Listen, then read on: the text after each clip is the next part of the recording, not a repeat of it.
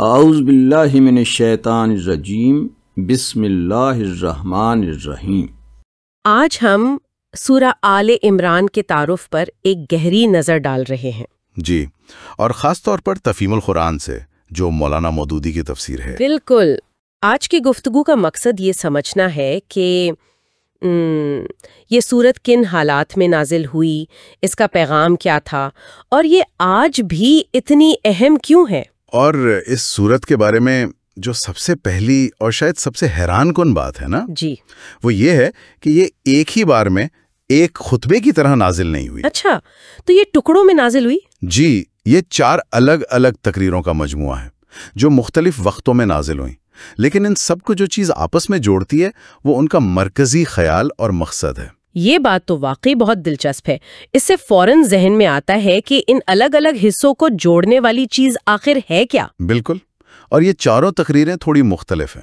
پہلی تقریر جو شروع سے آیت 120 تک ہے، وہ غالباً جنگ بدر کے فوراً بعد کی۔ ٹھیک ہے۔ دوسری تقریر آیت 121 سے شروع ہوتی ہے اور یہ جنگ احد کے بعد نازل ہوئی۔ اوہ، تو بیچ میں ایک بڑا واقعہ آ گیا۔ جی، اور تیسری کا زمانہ بھی پہلی کے قریب کا ہی لگتا ہے۔ اور چوتھی تقریر تو بہت بعد میں 9 ہجری میں نازل ہوئی، جب نجران سے ایک وفد آیا تھا۔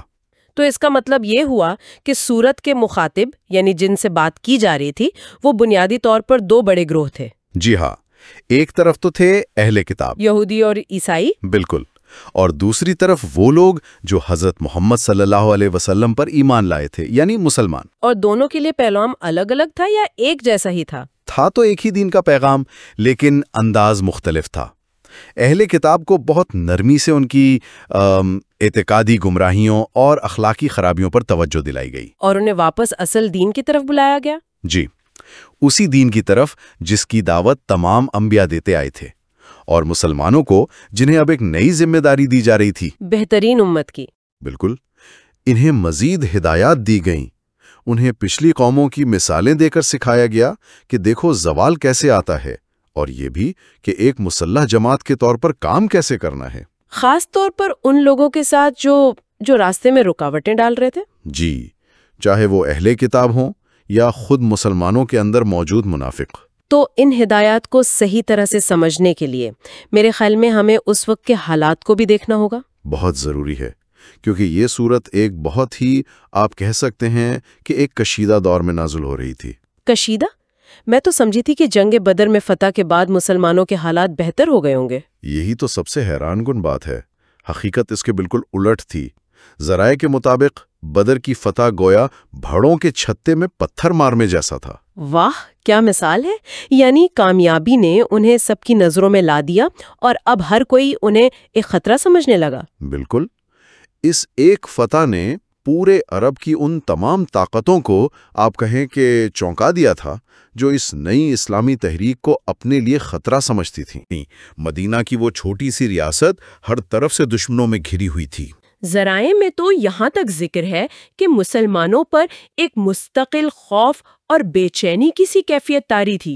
جی بالکل، ہر وقت یہ خطرہ لگا رہتا تھا کہ کہیں کوئی حملہ نہ کر دے اور مدینہ کی اس چھوٹی سی بستی کو مٹانا دیا جائے۔ جی، معاشی حالت بھی بہت خراب تھی۔ اکثر فاقے ہوتے تھے، صحابہ کو راتوں کو پہرے دینے پڑتے تھے، ہتھیار باندھ کر سونا پڑتا تھا۔ اور یہ صرف بیرونی خطرہ نہیں تھا، مدینہ کے اندر بھی تو۔ جی، اندر بھی کشیدگی بڑھ رہی تھی، خاص طور پر یہودی قبائل، جنہوں نے مسلمانوں کے ساتھ معاہدے کیے تھے۔ انہی نے معاہدوں کے باوجود ان کی ہمدردیاں مشرکین کے ساتھ تھیں۔ جنگ بدر میں قریش کے شکست پر وہ مسلمانوں سے زیادہ غم میں تھے۔ مطلب وہ معاہدے کی پاسداری نہیں کر رہے تھے؟ نہ صرف پاسداری نہیں کر رہے تھے، بلکہ مسلمانوں کے خلاف سازشیں کر رہے تھے۔ انہوں نے قریش کے سرداروں کو بدلہ لینے کے لیے اکسانا شروع کر دیا۔ اچھا، تو جب ان کی شرارتیں حد سے بڑھ گئیں تو نبی صلی اللہ علیہ وسلم نے بدر کے کچھ مہینوں بعد بنو قینوع کے قبیلے پر حملہ کیا اور انہیں مدینے سے نکال دیا۔ اس سے تو باقی قبائل کی دشمنی اور بڑھ گئی ہوگی۔ بالکل، ان کی دشمنی کی آگ اور بھڑک گئی۔ تو ایک طرف قریش بدلہ لینے آ رہے ہیں، مدینے کے اندر کچھ یہودی قبائل مخالفت کر رہے ہیں، اور پھر ذرائع ایک اور بہت خطرناک اندرونی دشمن کی طرف بھی اشارہ کرتے ہیں۔ جی، اور وہ تھے منافقین۔ یعنی وہ لوگ جو بظاہر تو مسلمانوں کے ساتھ تھے مگر اندر سے ان کے مخالف تھے۔ یہ تو وہ مارے آستین والی بات ہوئی۔ بالکل، یہ مسلمانوں کے ساتھ رہتے، ان کی باتیں سنتے اور پھر دشمنوں کو خبریں پہنچاتے۔ بدر تک تو یہ چھپے ہوئے تھے، لیکن اس کے بعد جب اسلام ایک طاقت بنا تو بہت سے لوگوں نے اپنے فائدے کے لیے اسلام قبول کر لیا۔ جی، لیکن دل سے وہ دشمنی ہی رہے۔ تو یہ ساری کشیدگی، یہ بیرونی اور اندرونی دشمنیاں، یہ سب مل کر اگلے بڑے مارکے یعنی جنگ احد کا سٹیج تیار کر رہی تھیں۔ جی، اور احد کے موقع پر اس اندرونی دشمن یعنی منافقین کا کردار کھل کر سامنے آ گیا۔ یہ ایک بہت بڑا موڑ تھا۔ وہ جو عبداللہ بن ابی والا واقعہ ہے؟ بالکل وہی، جب نبی صلی اللہ علیہ وسلم 1000 ساتھیوں کو لے کر نکلے تو راستے میں عبداللہ بن ابی جو منافقین کا سردار تھا وہ اپنے 300 ساتھیوں کو لے کر الگ ہو گیا۔ جی، اور یہ کہہ کر واپس چلا گیا کہ ہماری بات تو مانی نہیں گئی، ہم کیوں اپنی جانیں ضائع کریں۔ 300 لوگ، مطلب فوج کا تقریباً 1/3 حصہ جنگ سے پہلے ہی ساتھ چھوڑ گیا۔ یہ تو نفسیاتی طور پر بہت بڑا دھچکا ہوگا۔ بہت بڑا، اور یہ پہلا موقع تھا جب یہ بات کھل کر سامنے آئی کہ مسلمانوں کی اپنی جماعت میں اتنی بڑی تعداد میں غدار موجود ہیں جو سب سے نازک موقع پر اپنے ہی بھائیوں کی پیٹھ میں چھرا گھونپ سکتے ہیں۔ بالکل، تو احد میں جو شکست ہوئی اس کی وجہ صرف دشمن کی طاقت نہیں تھی، بلکہ یہ اندرونی مسائل اور خود مسلمانوں کی اپنی کچھ کمزوریاں بھی تھیں۔ جی، اور یہیں پر سورہ آل عمران کا دوسرا حصہ جو جنگ احد پر تبصرہ کرتا ہے، ہماری توجہ ایک بہت ہی منفرد نقطے کی طرف دلاتا ہے کہ قرآن کا جنگ پر تبصرہ دنیا کے جنرلز کے تبصروں جیسا نہیں ہے۔ بالکل مختلف ہے۔ یہ بات بہت گہری ہے۔ مطلب عام طور پر کوئی بھی کمانڈر شکست کے بعد کیا کہے گا؟ یہی کہ ہتھیار کم تھے، موسم خراب تھا، یا فوجی حکمت عملی میں غلطی ہو گئی۔ جی، لیکن یہاں تو جیسے پوری قوم کا روحانی اور اخلاقی پوسٹ مارٹم کیا جا رہا ہے۔ یہ تو شکست کو بھی تربیت کا ایک موقع بنانے والی بات ہے۔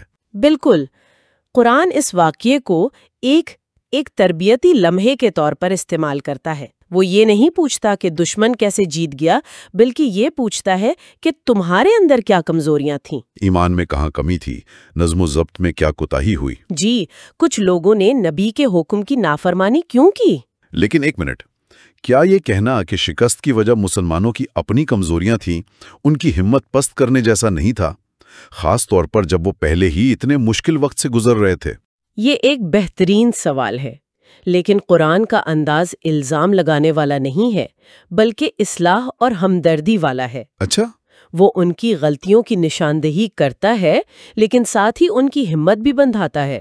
وہ بتاتا ہے کہ یہ ایک وقتی ناکامی ہے، تم اس سے بہت کچھ سیکھ سکتے ہو۔ مطلب یہ کہ یہ شکست اس لیے ہوئی تاکہ تمہارے اندر جو خامیاں ہیں وہ ظاہر ہو جائیں اور تم ان کی اصلاح کر سکو۔ بالکل، تاکہ آئندہ تم ایک زیادہ مضبوط اور منظم جماعت بن کر ابھرو۔ تو یہ ایک طرح سے اجتماعی خود احتسابی کی دعوت ہے۔ یہ نہیں دیکھنا کہ دشمن نے کیا کیا، بلکہ یہ کہ ہم نے کیا غلط کیا اور ہم اسے مستقبل کے لیے کیا سیکھ سکتے ہیں۔ جی، اور اس کا تعلق سیدھا اس ذمہ داری سے ہے جو مسلمانوں پر بہترین امت کے طور پر ڈالی گئی تھی کہ اگر دنیا کی اصلاح کرنی ہے تو پہلے اپنی اصلاح کرنی ہوگی۔ بالکل، احد کی شکست اس اصلاحی عمل کے لیے ایک عملی سبق بن گئی۔ قرآن نے اس واقعے کو استعمال کر کے مسلمانوں کو وہ اخلاقی اور روحانی سبق سکھائے جو شاید سینکڑوں تقریروں سے بھی نہ سیکھ سکتے۔ اس دوران نازل ہونے والا ایک متحرک رہنما ہے۔ یہ ایک ایسی امت کی کہانی ہے جو بیرونی دشمنوں، اندرونی غداریوں اور اپنی روحانی کمزوریوں کا سامنا کر رہی ہے۔ اور اس کا سورہ بقرہ کے ساتھ جو گہرا تعلق ہے، جہاں امت کی بنیاد رکھی گئی تھی، وہ یہ ظاہر کرتا ہے کہ یہ رہنمائی کا ایک مسلسل عمل ہے۔ بقرہ میں اصول بتائے گئے اور آل عمران میں ان اصولوں کو تاریخ کے ایک انتہائی مشکل مرحلے پر لاگو کر کے دکھایا گیا۔ یہاں ایک بہت اہم سوال پیدا ہوتا ہے جو آج بھی اتنا ہی متعلقہ ہے۔ وہ کیا؟ ذرائع یہ واضح کرتے ہیں کہ قرآن ایک فوجی شکست جیسے واقعے کو الزام تراشی یا مایوسی پھیلانے کے لیے استعمال نہیں کرتا، بلکہ تعلیم اور اصلاح کے لیے۔ جی، تو یہ کسی بھی گروہ یا فرد کے لیے جو کسی بھی قسم کی ناکامی کا سامنا کر رہا ہو، ایک بہت اہم سوال اٹھاتا ہے۔ کوئی شخص صرف ناکامی کے تجزیے اور غلطیاں گننے سے آگے بڑھ کر حقیقی ترقی اور مضبوطی کیسے حاصل کر سکتا ہے؟ یہ واقعی سوچنے کی بات ہے کہ ناکامی کو مستقبل کی کامیابی کی سیڑھی کیسے بنایا جائے۔ آج کی اس گفتگو کے لیے بہت شکریہ۔